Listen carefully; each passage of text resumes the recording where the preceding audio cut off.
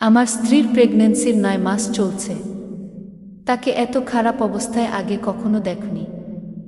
বাবার বাড়িতে পাঠিয়ে দিয়েছে শুধুমাত্র তার শরীরটা ভালো থাকার জন্য।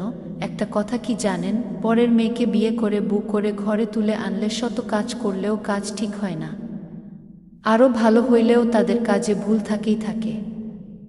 আমি বুঝতে পারি আমার স্ত্রী আমার বাড়িতে থাকলে তাকে আদর করে মুখে লোকমা তুলে কেউ খাইয়ে দিবে না, জোর করেও কেউ খাইয়ে দিবে না। আমি থাকি অফিসে। অফিস শেষ করে বাসায় এসে আমার সর্বোচ্চ সবটুকু দিয়ে তাকে কেয়ার করি, যত্ন করি। তবুও আমার কেন জানি মনে হয় আরও বেশি যত্নশীল রাখার দরকার। আমি বাড়িতে থাকলে তাকে কে কতটুকু যত্ন করে সেটা আমি নিজ চোখে দেখি, আর অফিসে চলে গেলে তাকে কে কতটুকু যত্ন নিবে সেটাও আমি ভালো মতেই জানি। শাশুড়ি মা যত ভালো মানুষই হোক না কেন, একদিন ২ দিন আদর করে খাওয়াইবে, ৩ দিনের মাথায় কাজ না করলে ঠিকই দেখতে পারবে না, উল্টাপাল্টা কথা শোনাবে। সেটা আমার মা হোক বা অন্যান্য ছেলেদের মা হোক, সবাই দিন শেষে এক। এটা 100% সত্যি যে তারা কখনো পরের মেয়েকে নিজের মেয়ের মতো করে দেখে না। এই কারণে হয়তো পুত্রবধূরা শাশুড়িকেও দিন শেষে দেখতে পারে না।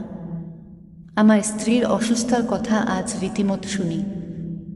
যেভাবে পারি তাকে নিজের সবটুকু দিয়ে ভরসা দেই। বসতে পারলে উঠতে পারে না, পেটে খিদা পেট ভরে খাইতে পারে না, কত রাত তৃপ্তি মজিয়ে ঘুমাতে পারে না। ডান হাত আর ডান পা সারাক্ষণ বিষ করে। হাত পা অবশ হয়ে থাকার কারণে যখন কান্নাকাটি করে, বিশ্বাস করেন আমার আর এক মুহূর্ত ভালো লাগে না। পরশু দিন খুব খারাপ, অনেক কান্নাকাটি করতেছে।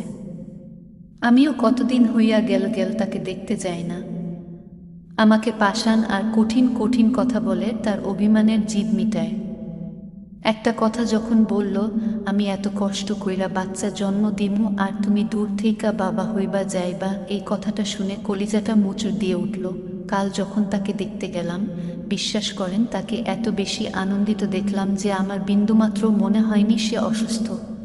তাকে হাসি খুশি দেখে প্রশ্ন করলাম, তুমি না অসুস্থ? তোমার সব খারাপ লাগা, পেট ব্যথা, হাত ব্যথা, পা ব্যথা, আবার ফোনে কান্নাকাটি করা, এই সব কিছু কই গেছে? তার উত্তরে সে কাছে এসে করুণ ছলছল চোখে আমার তাকিয়ে তাকিয়ে বলল, বিশ্বাস করো তুমি আসার পর আমি একদম সুস্থ হয়ে গেছি। কালকেও আমি সারাদিন অসুস্থ ছিলাম।